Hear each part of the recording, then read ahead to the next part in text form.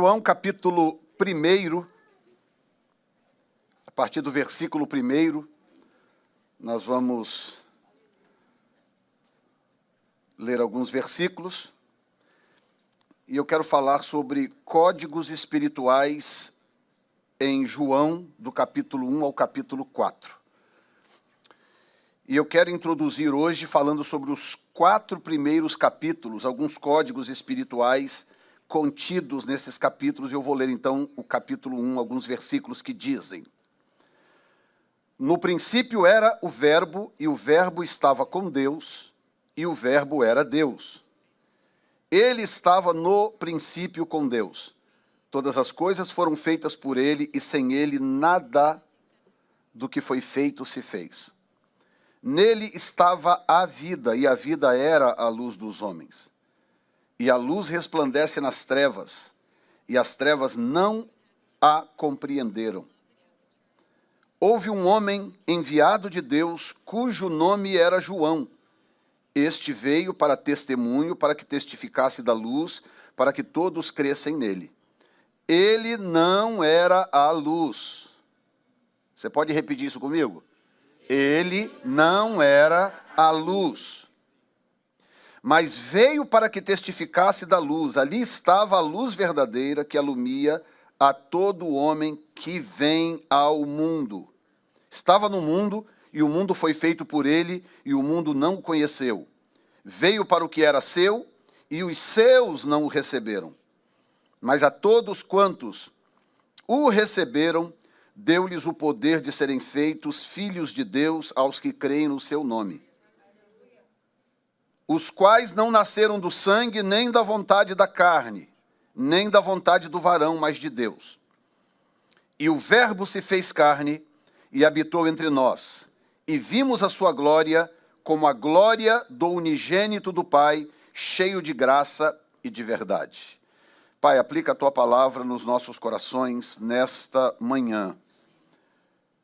Trata-nos, Senhor, cuida de nós, nos alimente, nos corrija naquilo que for preciso, mas ajuda-nos a não errar o caminho, para que possamos estar sempre andando segundo o teu propósito. Em nome de Jesus, amém. Muito bem, o Velho Testamento, toda a Bíblia é a palavra de Deus. Toda a Bíblia é a palavra de Deus.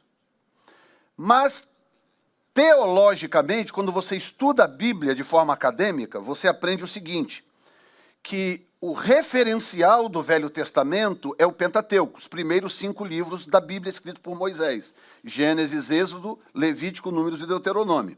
Tá? Quando Deus revelou para Moisés tudo que está escrito nos 5 primeiros livros da Bíblia, aquilo passou a funcionar como uma espécie de referência. Então, toda vez que alguém escrevia um texto qualquer, o livro dos Salmos, Provérbios, Neemias, Esdras, Jó e por aí vai, toda vez que se escrevia um texto com a pretensão de ser canônico, o que é que eles faziam? Eles comparavam aquilo com o Pentateuco. Se batesse com o Pentateuco, se não ferisse o Pentateuco em nada, então passava por alguns outros critérios de julgamento, então aquele livro poderia ser então aceito ou confirmado como canônico. Então o Pentateuco, os 5 primeiros livros da Bíblia, funcionavam como uma espécie de vara de medir. Lembra quando eu preguei aqui sobre Ezequiel 47, que nós falamos sobre a cana de medir de Ezequiel? Né? Embora a medida em Ezequiel seja um pouquinho diferente do restante da Bíblia, e eu já expliquei por quê, o que acontece é que aquela expressão, cana ou vara de medir, ela é extraída do próprio Pentateuco.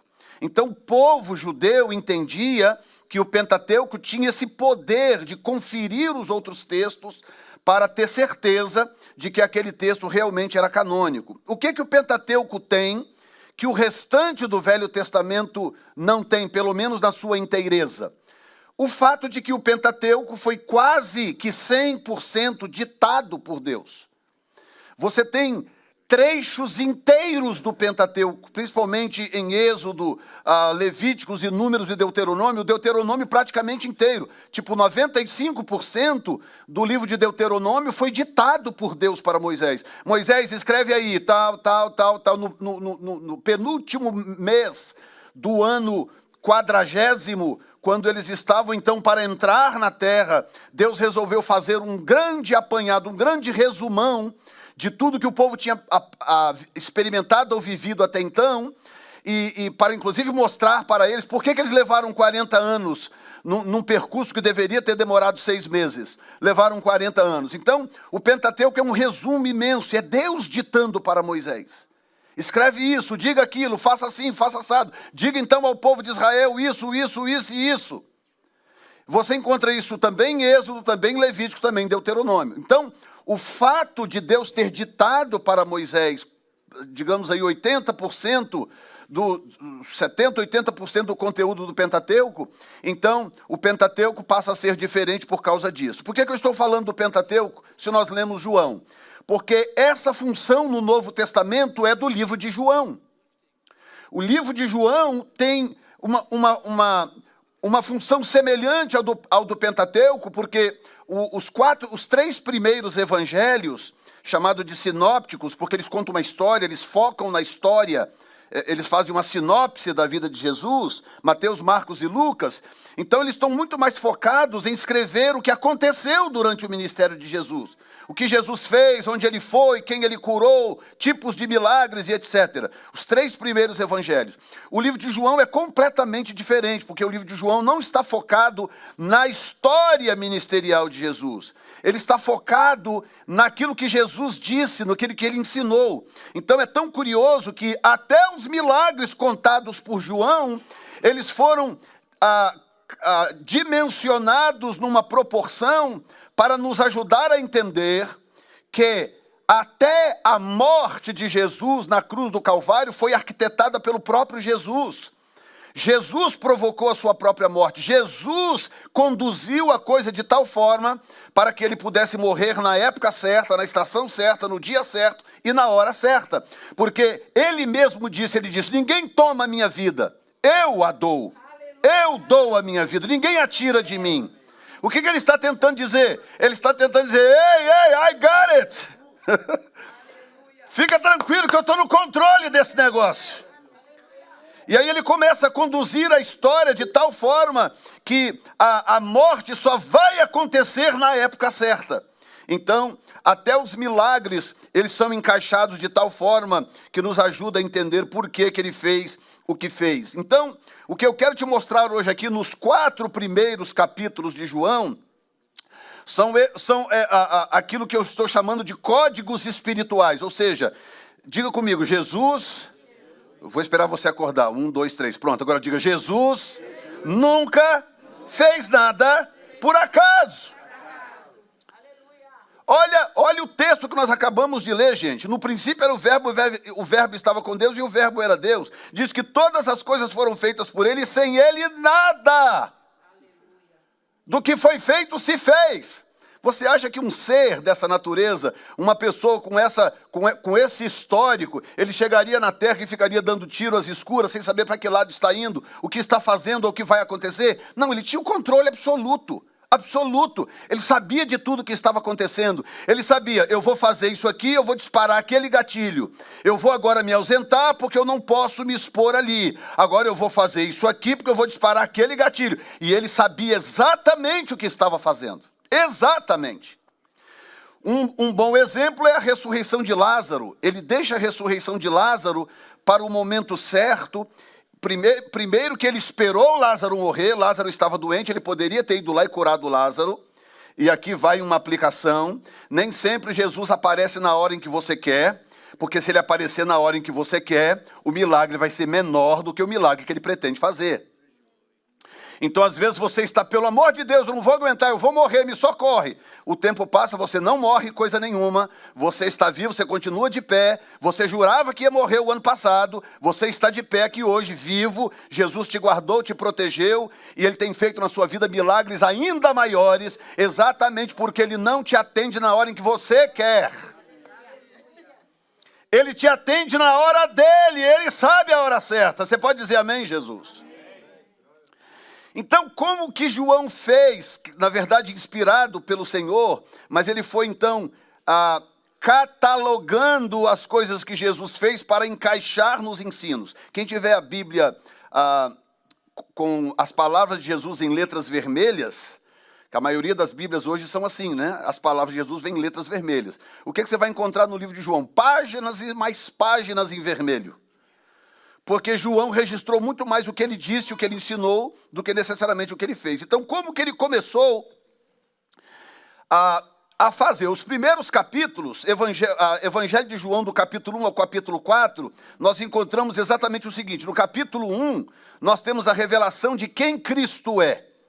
Eu acabei de ler para você, no princípio era o verbo estava com Deus e o verbo era Deus. O que é isso? É a revelação de quem ele é. Jesus não é uma criação de Deus. Jesus não é, como dizem os mormons, irmão de Satanás. Sabia disso?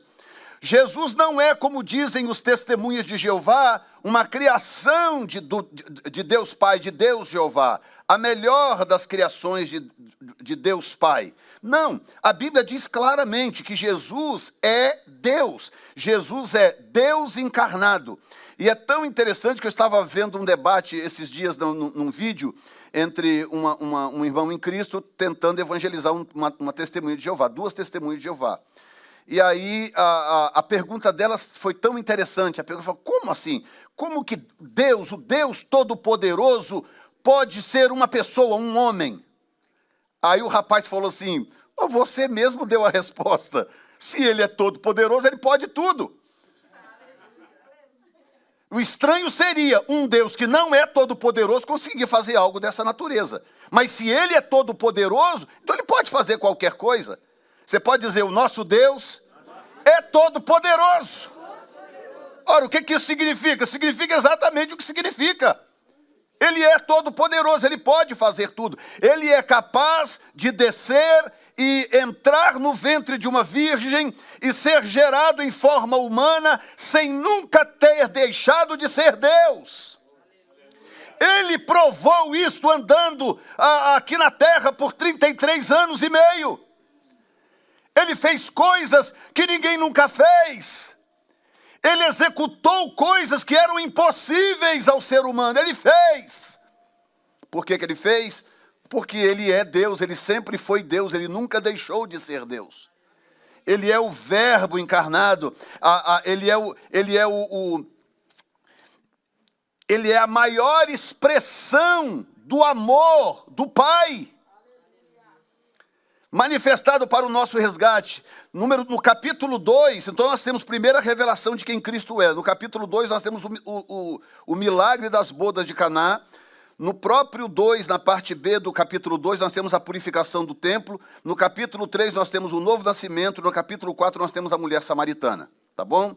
Eu vou pedir para você repetir comigo isso aqui, para você poder memorizar, e nós vamos passar para frente. Diga comigo, a revelação de quem Cristo é, o milagre das bodas de Caná, a purificação do templo, o novo nascimento e a mulher samaritana.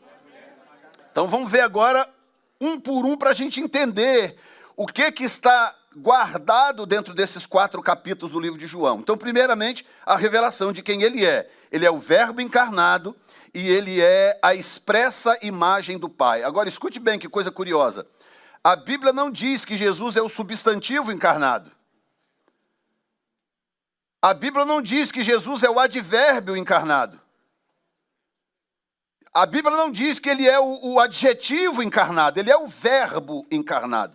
Que diferença isso faz, pastor? Muito simples. O verbo é aquilo que indica uma ação. Então, Deus amou o mundo de tal maneira que ficou esperando que o problema se resolvesse por si mesmo. É isso que diz a Bíblia? Deus amou o mundo de tal maneira e ele fez o quê?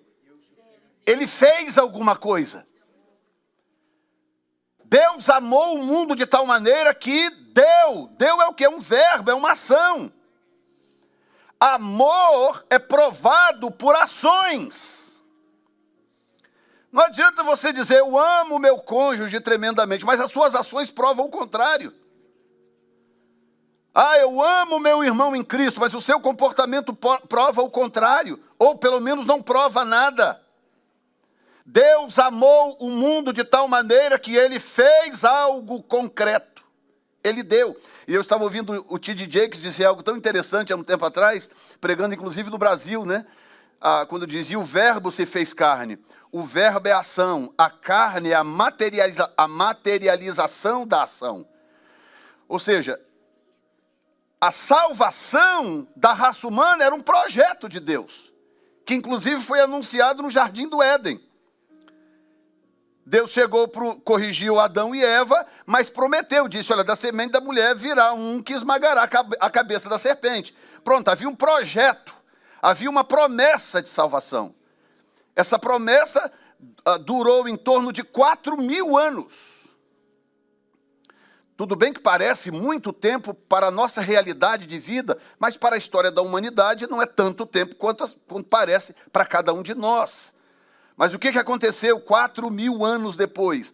Deus fez algo concreto a respeito. A primeira lição que eu quero que tiremos daqui, desse verbo encarnado, é que as nossas palavras precisam virar ações. Estão entendendo o que eu estou falando? Sabe por que a vida de muita gente não avança, não anda? Porque ela nunca age em cima das coisas que fala. Eu conheci um pastor amigo meu que passou a vida inteira dizendo, eu tenho um chamado para a Noruega, eu tenho um chamado para a Noruega. E eu acho que ele tinha mesmo, ele teve uma experiência muito interessante com Deus, parecida com aquela de Paulo, com o macedônio. Passa a Macedônia e ajuda-nos. Uma experiência muito parecida. Ele teve uma visão, e nesta visão aparecia um homem norueguês e dizia para ele, por favor, venha à Noruega e abençoa-nos. Ora, preciso de um chamado mais claro do que esse, não é? Um chamado para a Noruega. E ele a vida inteira, eu tenho um chamado para a Noruega, um chamado para a Noruega. E aquilo passava 1 ano, 2, passavam 3, 5, foi passando. Ele morreu aos 52 anos de idade sem nunca ter pisado o pé na Noruega. Por quê? Porque o verbo nunca se fez carne. A palavra nunca se materializou. A palavra nunca se concretizou, nunca virou ação. Pensa bem na sua vida, quanta coisa que você disse lá atrás que faria. Quando eu tiver 30 anos, eu quero ter feito isso, isso e isso. Quando eu chegar aos 40, eu quero ter feito isso, isso e isso. O tempo vai passando e nada daquilo se cumpre. Tudo bem que algumas coisas estão fora do nosso controle, é verdade. Mas nem tudo está fora do nosso controle. Às vezes está nas nossas mãos o poder, a habilidade de tornar o verbo em carne, de fazer aquilo se materializar, de dar passos, atitudes concretas para que planos virem realidade. Tem alguém me ouvindo nesta manhã?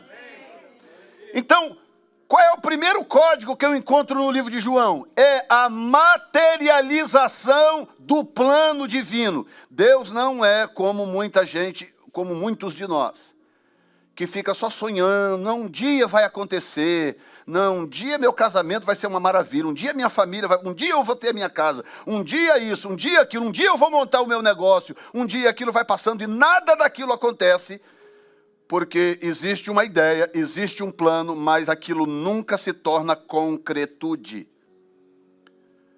O nosso Deus, diga comigo, o nosso Deus é um Deus de concretude. Um Deus de ação. Lembra quando Moisés estava com o povo, chegou com o povo à margem do Mar Vermelho, e depois de uma saída cinematográfica do Egito, aquela coisa maravilhosa, chegaram à margem do Mar Vermelho e descobriram que os egípcios vinham do lado de lá.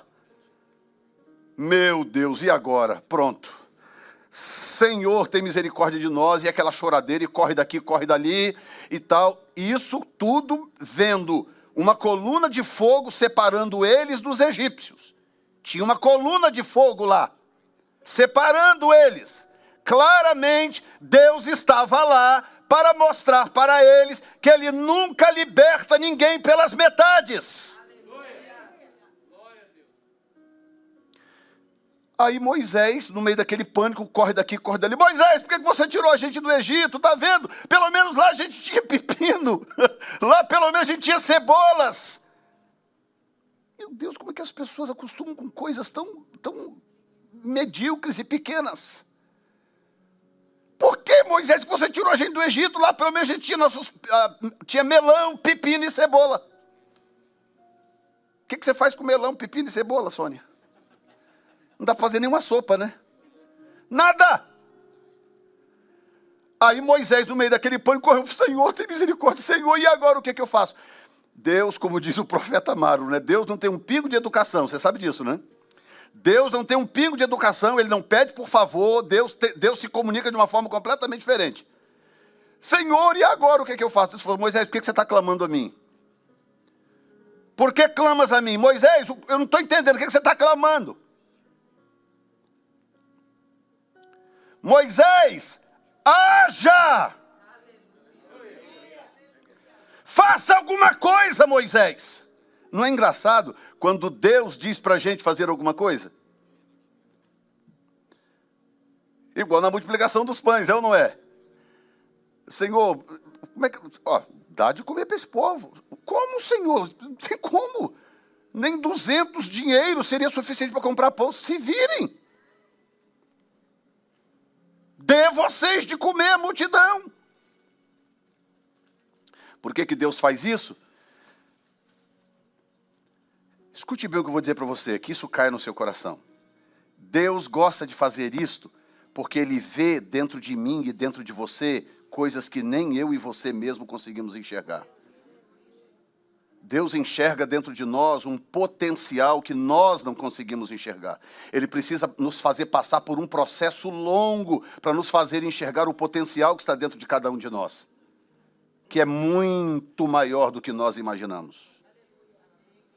O que Jesus estava dizendo para aqueles discípulos? Vocês conseguem resolver o problema, creiam, dá de comer para esse povo. Ah, Senhor, eu não sei o que fazer, só tem 5 pães e 2 peixinhos.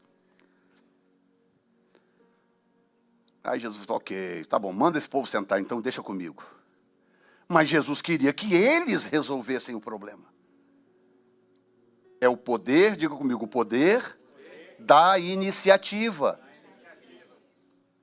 O poder da ação. Como é que você vai saber se Deus vai abençoar o seu próprio negócio, se você tem medo de tentar?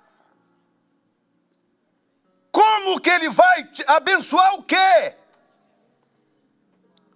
Se você tem medo de dar o passo. O verbo precisa se fazer carne, gente. Não pode ser verbo a vida inteira. Aí você conhece a história como terminou a história do pão. Mas como que terminou a história de Moisés? Moisés, por que você está clamando a mim? Tipo assim, Senhor, eu vou clamar a quem? Mas o que Deus está aqui tentando dizer? Moisés, depois de 10 pragas, caboclo, depois de fazer o que eu fiz, depois de eu separar a terra de Gósen da terra do Egito, depois de eu fazer clara distinção entre o meu povo e os ímpios, depois de tudo que eu fiz, depois de você ver uma coluna de fogo separando vocês dos egípcios, ainda assim você não entendeu. Você não conseguiu entender ainda, Moisés. Manda o povo marchar, rapaz.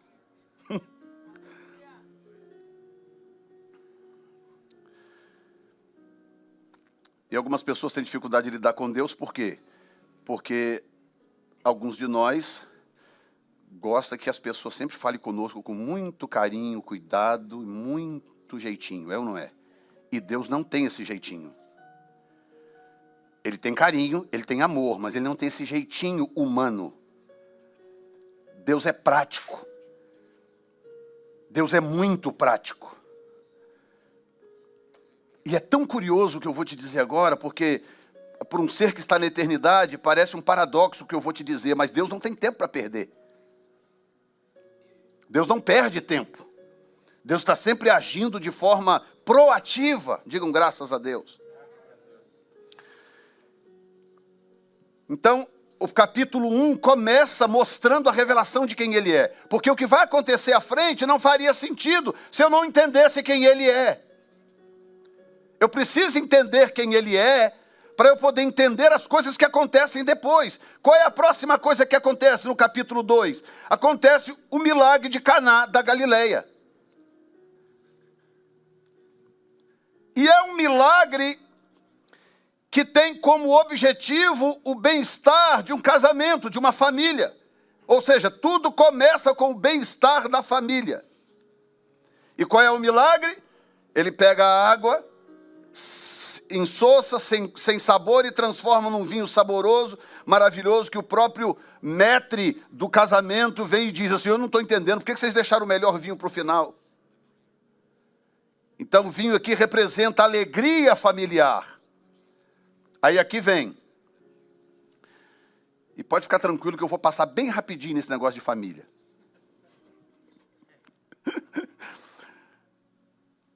Depois que João revela a identidade de Jesus, qual é a próxima coisa que ele faz, que ele mostra?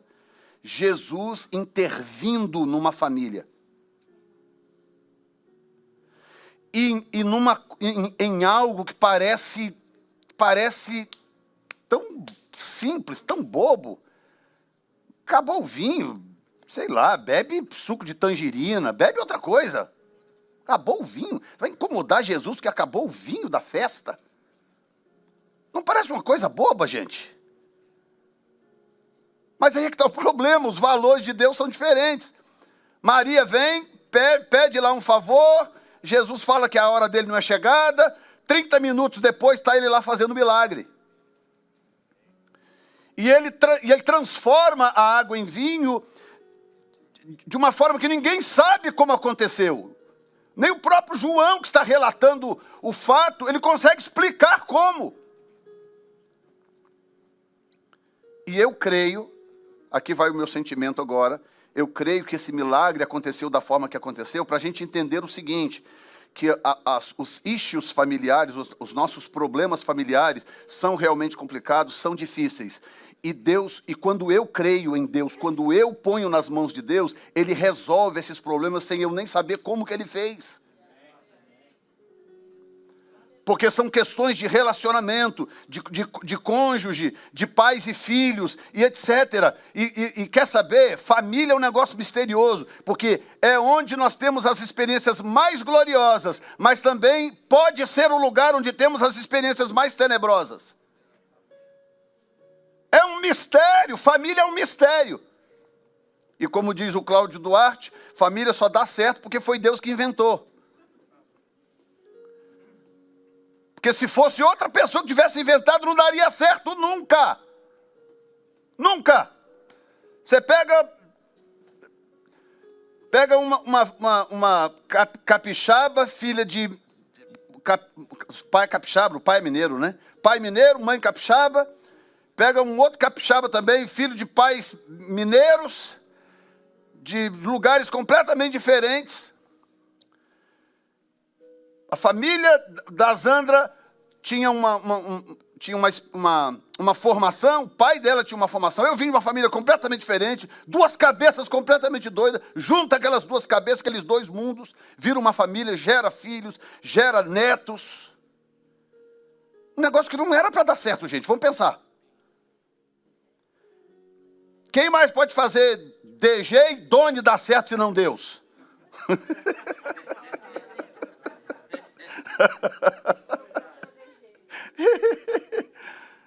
Tony e Luciana.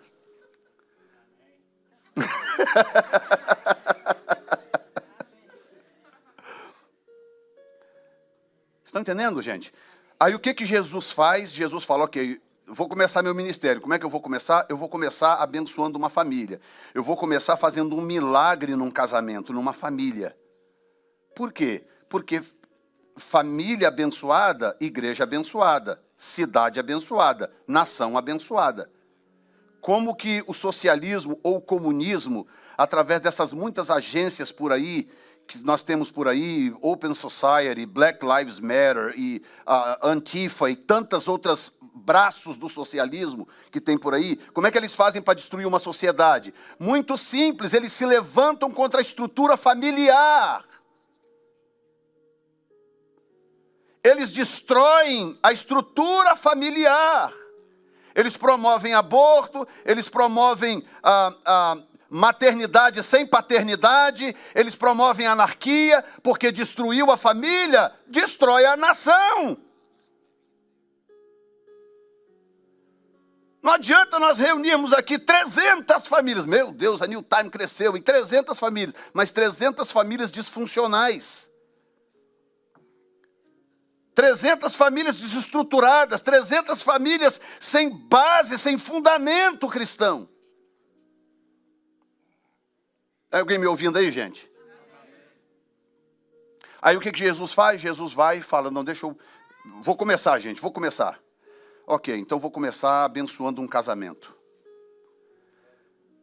Aí ele vai na festa de casamento. Vocês já pensaram, gente, o que é Jesus ir na sua festa de casamento? Ei, Jesus, maravilhoso. E Jesus chega lá e muda aquela festa, muda aquela história, muda tudo. E o texto nos dá uma pista. O texto fala assim, engraçado, todo mundo usa o vinho melhor no começo. Depois que já acostumou, já passou, já tá, todo mundo já sabe, um já conhece o outro, aí começa a usar o vinho pior. Está entendendo a dica de Deus? Entendeu? Ou seja, a melhor fase do casamento tinha que ser depois, tinha que ser a outra. Que é quando já se conhece, já sabem se relacionar, já sabem tirar proveito um do outro, e já se conhecem pelo olhar, já se comunicam melhor. Então, o que o texto está dizendo é o seguinte, que estranho, o pessoal primeiro usa o melhor vinho e deixa o ruim para o fim. Mas qual é o método de Jesus? Não, gasta esse vinho logo agora, para a gente usar o melhor depois. Deixa eu tentar esse lado de cá, que o lado de cá está meio ruim. Eu posso garantir para você que o vinho que nós dois bebemos agora, aos 35 anos de casado, é o nosso melhor vinho. O vinho de hoje é o melhor. E sabe o que é interessante? É que há 10, 15 anos atrás, nós achávamos que a gente estava arrebentando com o nosso vinho. Aí a gente olha para trás hoje, experimenta do vinho que a gente bebe hoje. E eu vou deixar por aí, eu não vou mais longe do que isso. E a gente fica maravilhado, meu Deus, como que Deus reservou o melhor para a gente para o final. Quando eu digo final, pelo menos essa fase da nossa vida. Amém ou não? Amém. Então eu quero te abençoar nesta manhã. Eu quero declarar sobre a sua vida, sobre a sua família, sobre o seu casamento. Eu quero declarar uma renovação do vinho divino. O melhor vinho de Deus virá nesta fase da sua vida, em nome de Jesus. Digam glória a Deus. Então não perca o track. Número 1, a revelação de quem Cristo é. Número 2, um milagre em família. Agora olha o que acontece no número 3, que é a parte B do capítulo 2. Jesus vai purificar o templo. Essa é a primeira Páscoa de Jesus. Primeira Páscoa de Jesus adulto, né, já exercendo o seu ministério. Ele chega no templo, olha como que ele era engenhoso. Ele fala, bom, eu preciso logo deixar claro que eu estou na área.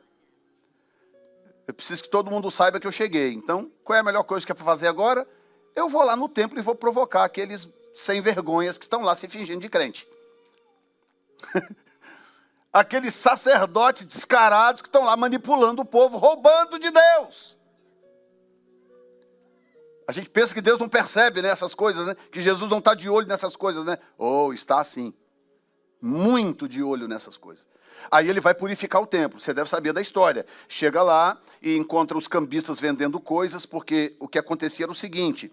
A Páscoa funcionava, era uma celebração baseada em sacrifício. Tá? Então a coisa era o seguinte, você tinha que ir para a Páscoa e você tinha que levar o seu próprio animal, a sua própria oferta. Uma família muito pobre podia ofertar uma pomba ou 2 rolinhas, que era muito barato. Tinha um pouco mais de dinheiro e ia aumentando a oferta, né? Aí alguns ofereciam carneiros, que é o animal já adulto, outros cordeiros, que é o animal mais novo, mais barato. Alguns ofereciam bezerros. Hoje foi ensinado, falado aqui sobre Eucana, e Eucana era rico demais. Como que eu sei? Porque ele oferecia 3, 4 bezerros de oferta ao Senhor. Era uma família muito rica. Mas Deus fez de tal forma que todos podiam participar. Aí o que acontece? Os sacerdotes corrompidos entenderam a jogada, falaram, bom, o negócio é o seguinte, todo mundo tem que ofertar alguma coisa. Então é o seguinte, tem os desavisados, aqueles que não vêm de longe e tal, vão montar um mercadinho aqui, dentro do templo. E aí a gente começa a negociar aqui. E aí o que acontecia? A ordem de Deus era que ninguém podia sacrificar ao Senhor animal com defeito, unha encravada, manchas no corpo, sabe, seja lá o que for, nada. O animal tinha que ser separado 4 dias antes, dia 10 de Nissan, que é o primeiro mês do ano judaico, eles tinham que separar o animal, e eles tinham 4 dias, até o dia 14, só para examinar o bicho. Porque no dia do sacrifício o animal tinha que ser puro. Por quê? Porque era um simbolismo do sacrifício de Jesus. Mas os sacerdotes não queriam nem saber, o negócio é o lucro. E eles pegavam lá tudo, animal de tudo quanto é tipo, botavam nas gaiolas lá e começavam a vender. Aqui é tanto e tal. Esse aqui é mais barato porque tem uma unha encravada. Esse aqui está em promoção porque tem uma orelha machucada. E era tudo proibido. Tudo proibido por Deus. Aí Jesus chegou lá, olhou aquilo, falou, já sei. Vou deixar o meu cartão de visita aqui. Aí Jesus chega, chuta tudo, derruba aquelas bancas, espalha moeda para tudo quanto é canto e faz uma arruaça. Essa é a primeira Páscoa dele. O que ele fez? Ele chegou e anunciou, ei, cheguei. Não é o que Jesus faz quando ele chega na vida da gente? Ele chega na vida da gente, o que ele faz? Ele sai chutando tudo, empurra, bota demônio para correr, é ou não é? Derruba a mesa de cambista, bota as coisas defeituosas para fora. Ele vai entrando fazendo uma arruaça. Porque a nossa natureza não é coisa boa. Ele consegue nos libertar por causa disso, porque ele entra com poder. E ele chega e faz a diferença. Então isso é símbolo de quê? Isso é símbolo do alinhamento da igreja com ele. Agora, escute bem, o templo é purificado somente depois do milagre em família, quem lembra? Ele purifica o templo depois de ter abençoado o casamento. O que isso significa? Muito simples. A sua família precisa vir antes da igreja. Você pode ser uma maravilha na igreja, mas se você é um problema em casa, se você não tem o testemunho dos seus familiares, dezembro agora nós vamos ter aqui uma ordenação de obreiros. Deus me apontou as pessoas, o que eu fiz? Fui nos cônjuges. O que você me diz de fulano? O que você me diz de fulana? E se você mentir, é responsabilidade sua, hein? Por quê? Porque não adianta a pessoa ser uma maravilha, que é aquilo que a gente chama no Brasil, nas igrejas pentecostais, de canela de fogo, né? É o canela de fogo na igreja. Tá pronto para profetizar, está pronto para sapatear, está pronto para falar em línguas, está pronto para usar um dom. Mas em casa é um tormento. É ou não é? Sim ou não? Eu acho que eu vou tentar aquele pessoal do fundo lá, que vocês estão muito desanimados aqui hoje.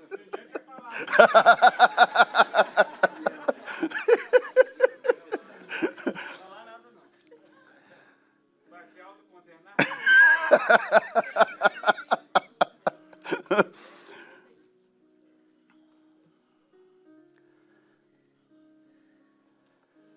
estão entendendo, irmãos? Como que isso é sério? Jesus só vai purificar o templo depois que ele ajusta a família. É a família.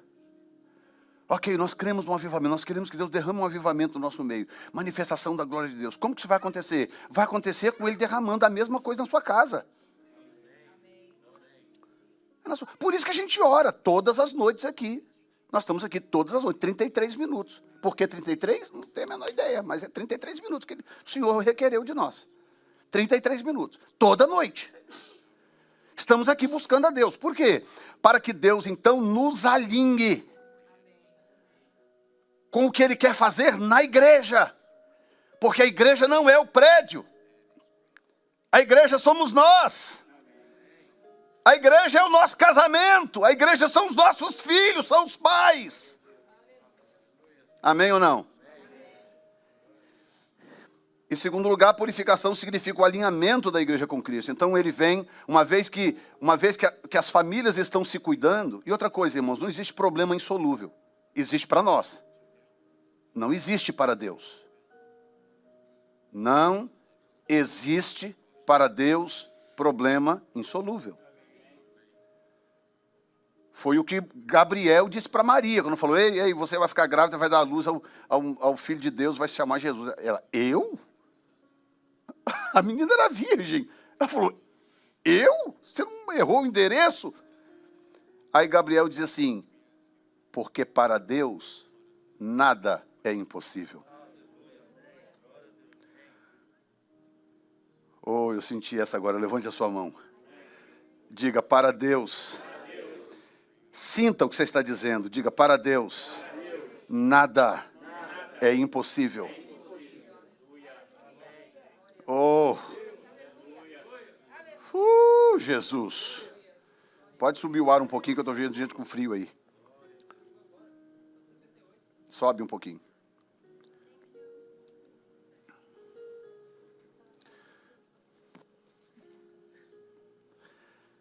Primeira, a revelação de quem ele é. Número 2, um milagre em família. Terceiro lugar, a purificação do templo.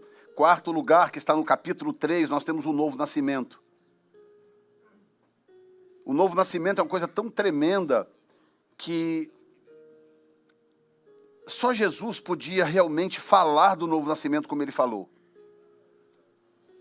E o novo nascimento foi falado uma vez por Jesus, uma única vez. Nós temos assuntos na Bíblia que foram falados 15, 20 vezes. Jesus falou do novo nascimento uma vez, e está no capítulo 3 de João. Uma vez.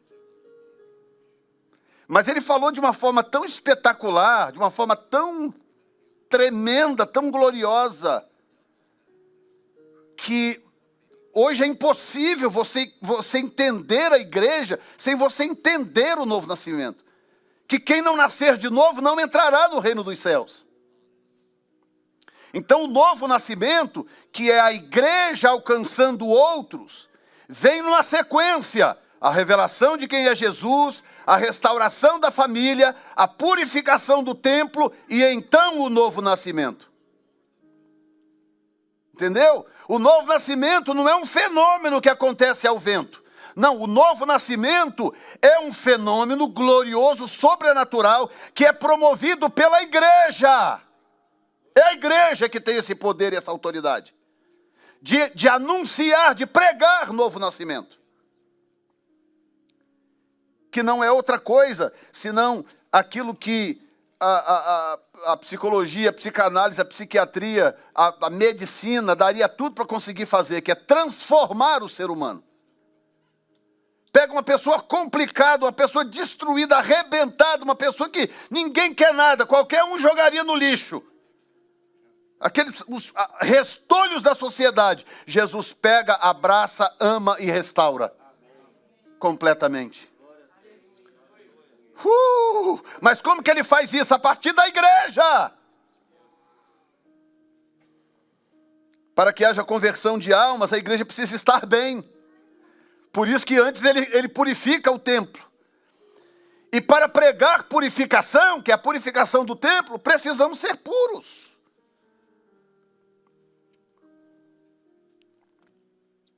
E por incrível que pareça, existe uma diferença entre pureza e perfeição.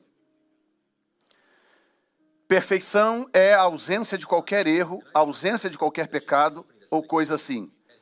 Pureza, vou ter que disputar aí com o locutor da rádio, né?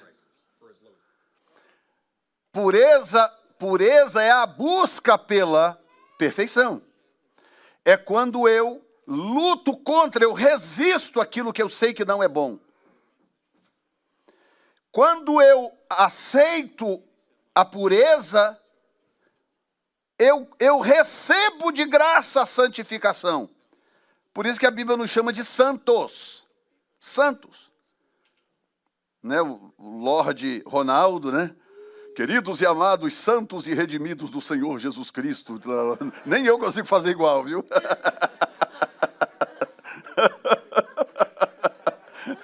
Queridos, como é que é? Fala aí, fala aí. Amados, abençoados, eleitos de Deus.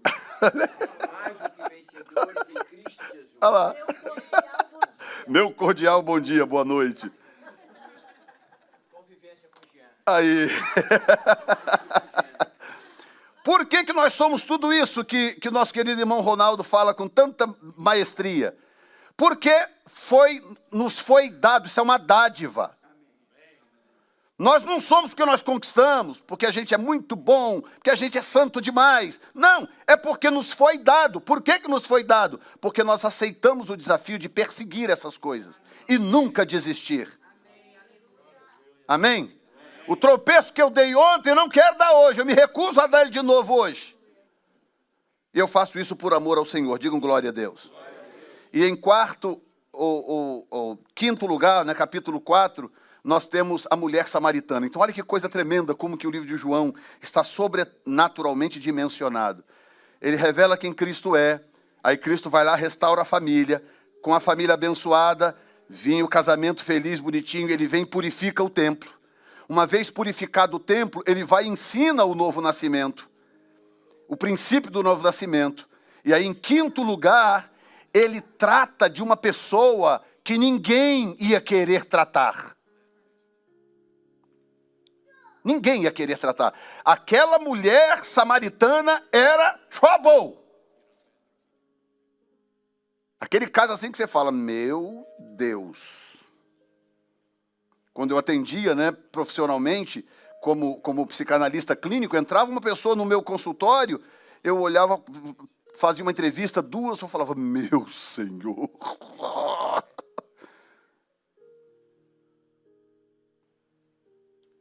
E às vezes indicava uma pessoa para um outro profissional, um colega e tal, e a pessoa atendia uma, duas, três vezes e falava, no seu caso não é para mim, vou te passar para frente.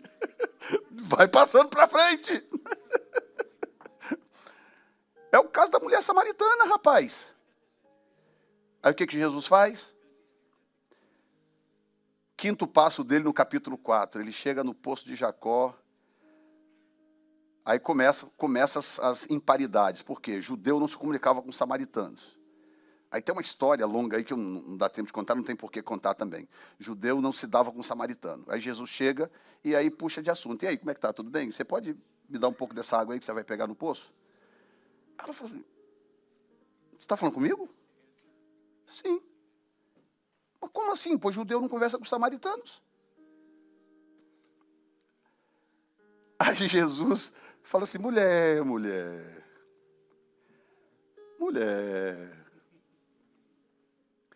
Se você conhecesse o dom de Deus e soubesse quem é que está falando contigo,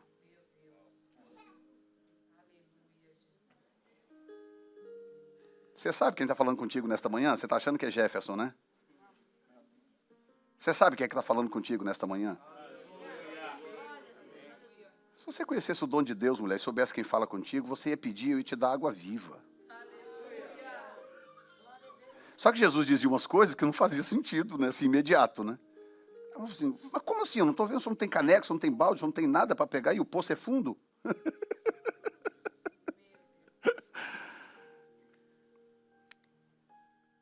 Escute bem o que eu vou te dizer. Jesus tem uma capacidade singular de amar as pessoas mais absurdas. Eu não sei como que você se enxerga. Sua história, seu passado, aquelas coisinhas que você fez lá atrás que você não tem coragem de falar nem para o espelho. E aí Jesus vem e te ama. E Ele te ama sem perguntar nada. Nada. Como Ele fez com Jonas. Pegar um Jonas arrumadinho, bonitinho, em casa e falar, vai para Nínive é uma coisa. Agora, pegar um Jonas na beira da praia, todo cheio de gosma de peixe, fedendo, e dizer, vai para Nínive é outra história. Mas do mesmo jeito que ele falou para o Jonas arrumadinho, vai para Nínive, ele falou para o Jonas gosmento, vai para Nínive, a mesma coisa. Vá a Nínive, profetiza, filho do homem.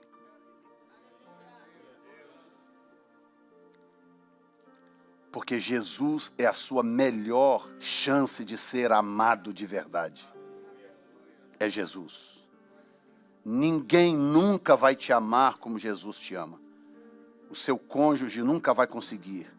Seu pai, sua mãe, seu filho, sua filha, seu pastor. Ninguém nunca vai conseguir te amar do jeito que Jesus te ama. E o mais incrível, sabe o que é? É que as pessoas à sua volta te amam, mas elas não sabem tudo a seu respeito. Elas não sabem de tudo que você já andou fazendo e elas não sabem nem das coisas que você pensa, de vez em quando. Esse é que é o lindo, é que Jesus ama como ninguém e Ele sabe de tudo.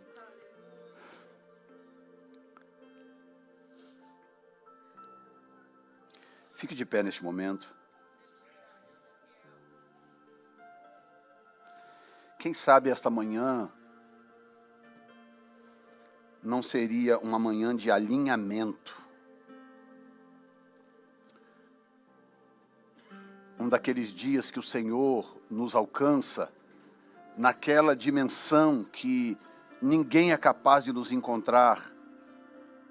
E Ele trata conosco de uma forma que ninguém nunca saberia como fazer. Porque ele penetra nas câmaras da alma que estão fechadas com chaves.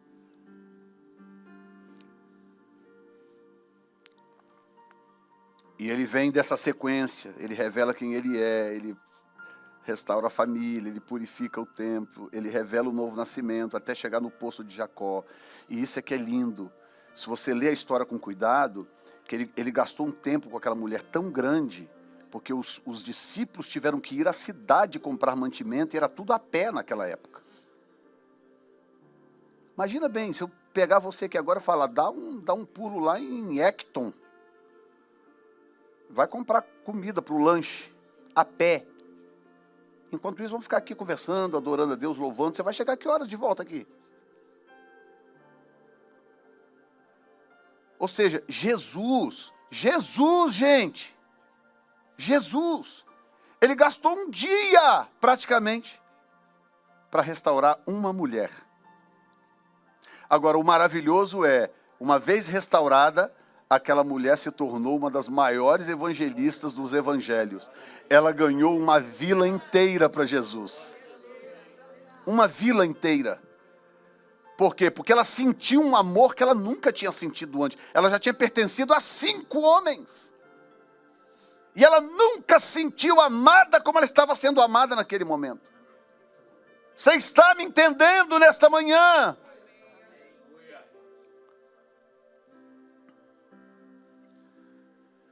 Senhor, obrigado pela Tua palavra, Senhor.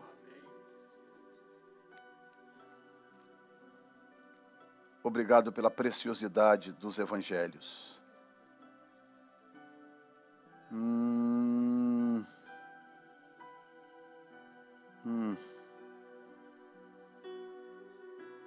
Obrigado pelo Teu amor. O Senhor é diferente mesmo. O Senhor é especial. Muito obrigado, Senhor. O Senhor é Yeshua, que diz essa música. Um nome que por si só detém todo o poder. Um nome que faz tremer o inferno. Que faz dissolver as doenças. Um nome que traz restauração no seu bojo. Oh.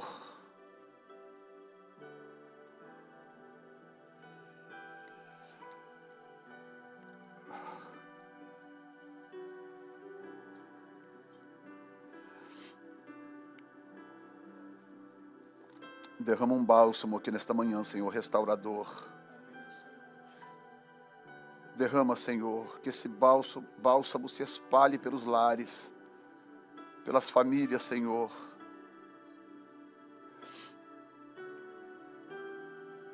Oh.